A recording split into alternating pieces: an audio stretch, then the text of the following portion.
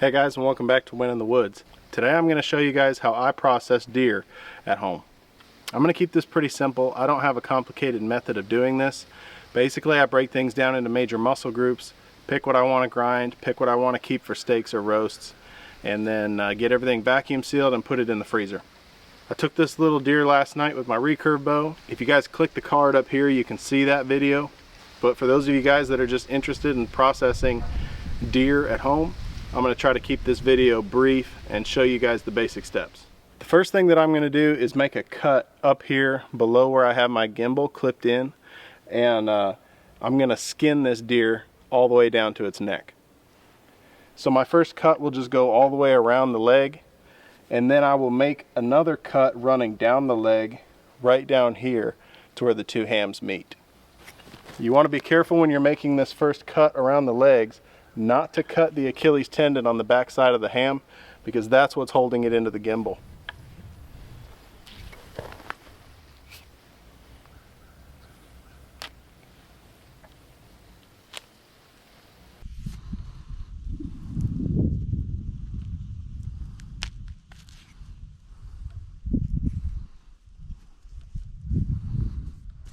One thing that'll make a big difference for you guys while you're working on this is to have a sharp knife.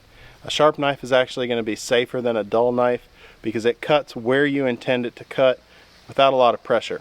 So you have a lot better control over your knife and the meat that you're working with.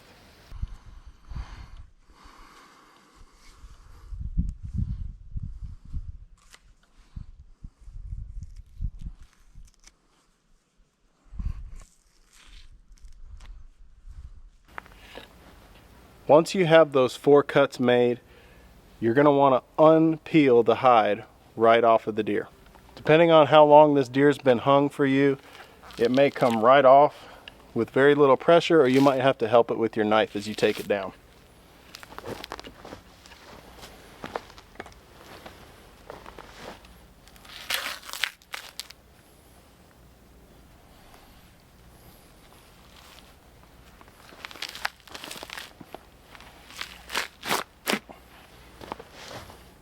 Right here at the tail, I'm going to come right in between the little tail bones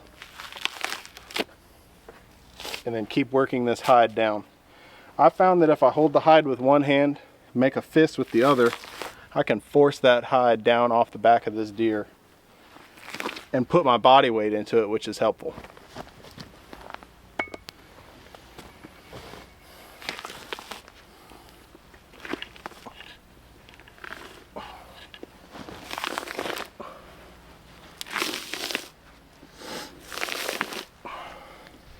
Now for our purposes, that's as much of the hide as I'm really going to need to remove. Like I said, now this deer looks a little bit more like what you might see in a butcher shop. So I start up here above the knees. I don't want to cut anything too high up the leg yet because, like I said, we want to leave that Achilles tendon intact so this deer hangs and it doesn't come sliding off the gimbal.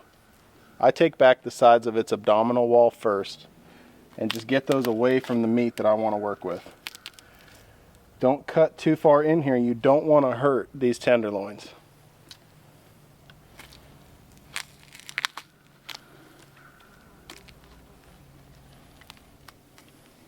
People are going to have all kinds of names for the different cuts of meat they use. I'm just going to tell you guys what I call them. The first thing I want here is a ball roast. It comes off of the front of the quad in this deer's ham. So to get that ball roast, here's the knee. You can hear it against my knife. Come down below the knee and make a cut straight to the bone. Now, right there is the bone, and you want to keep your knife close to the bone to get as much of that meat away as you can. There's a seam right here between muscle groups. Everything I'm cutting, I'm using muscle group seams to keep them separate. Take the edge of my knife and work it right down here up against the bone.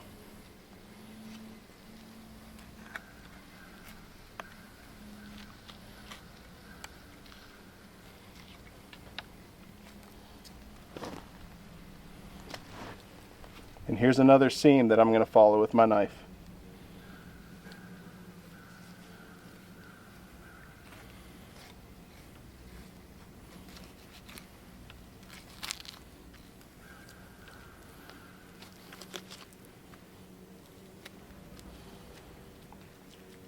And this right here is a little ball roast. The outside sirloin is going to be right here.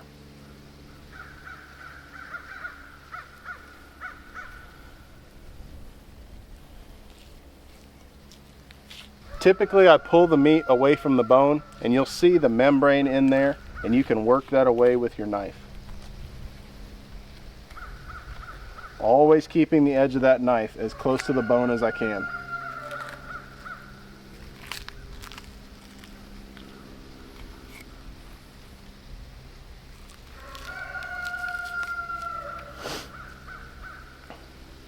When we take this inside, we'll do a little bit of trimming, and this is just as good as any backstrap you'll get off a deer. Next, I'm going to turn this deer around and remove the rump roasts right off the back of these hams.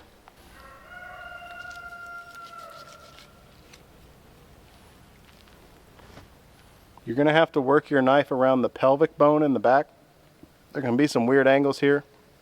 Just try to find that bone and cut around it.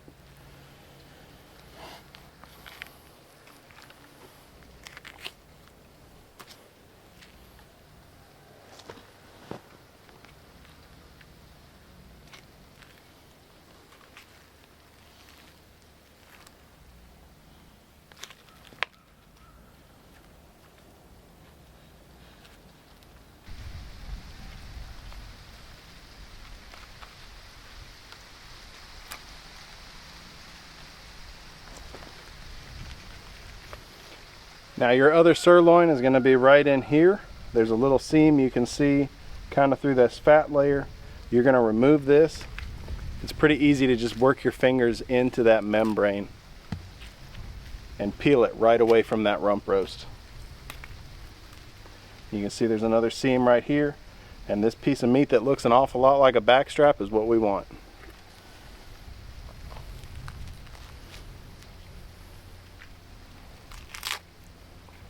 So here's a rump roast.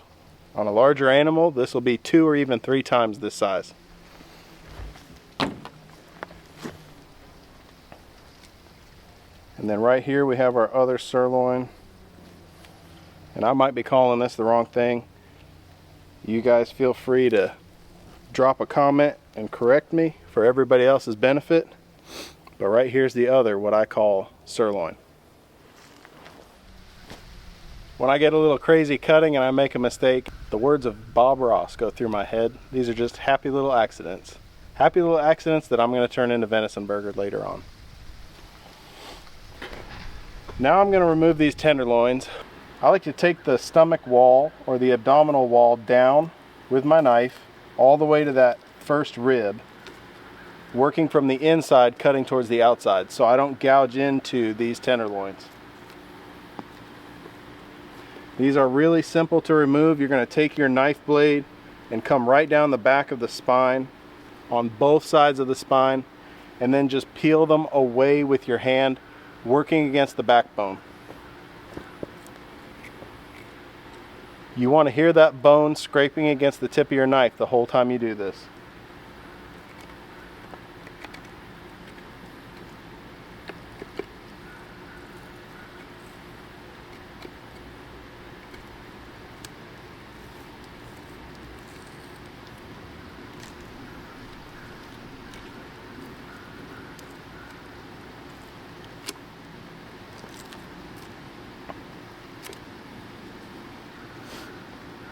And there's one. Now as long as I haven't gut shot the deer, I'm going to use this abdominal lining and I'm going to turn it into burger.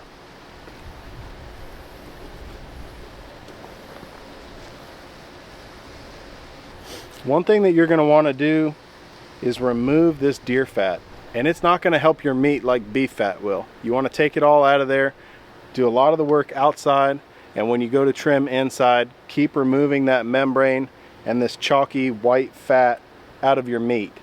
It's not going to spoil the meat, but it doesn't have a good flavor and it doesn't render down like pork or beef fat will. Now we'll come to the back side of the animal and remove everybody's favorite part, the back straps. If you follow the pelvis down, you'll be able to feel it right here. You'll be able to feel where it ends right in the lower back. I'm going to take my knife and cut all the way to the spine horizontally from the end of that pelvis. Then I'm going to follow this seam that runs on top of the spine all the way down past its shoulders to the base of the neck. Again, you want to keep the tip of your knife up against that bone, and you can hear it clicking on the ribs as you go down.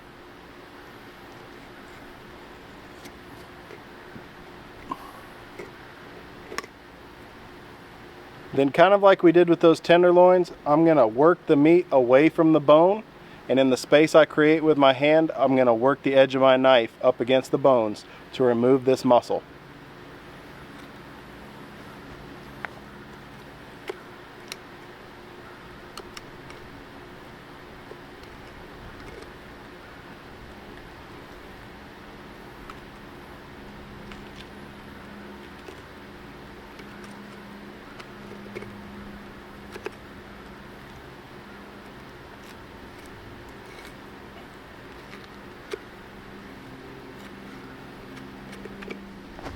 Essentially, I'm taking my knife flat against the top of the ribs and coming in towards the spine as I work the muscle away.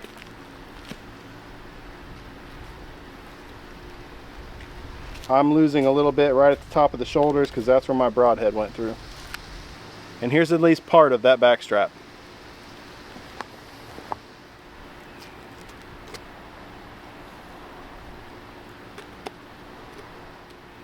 And here's the other side.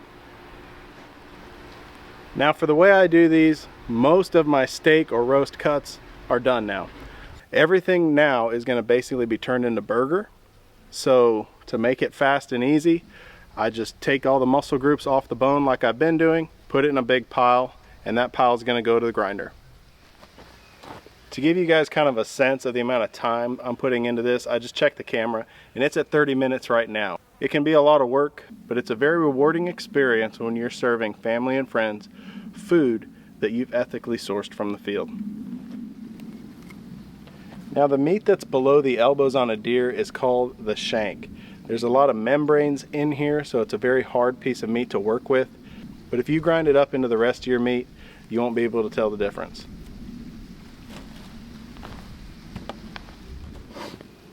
A saw comes in handy here on the lower part of these shanks. I like to take them off and then remove the neck and the head of the animal and just keep all that together in the hide. Makes it a lot easier to clean up at the end.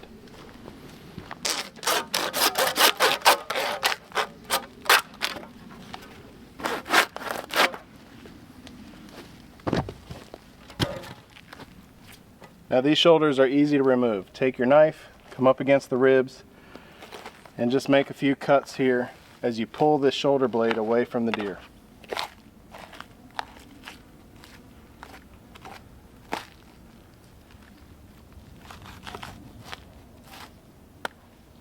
And right there is an intact deer shoulder, and I like to work on this on the table or on my bench outside and take all the meat off the bone and just throw it into the grind pile.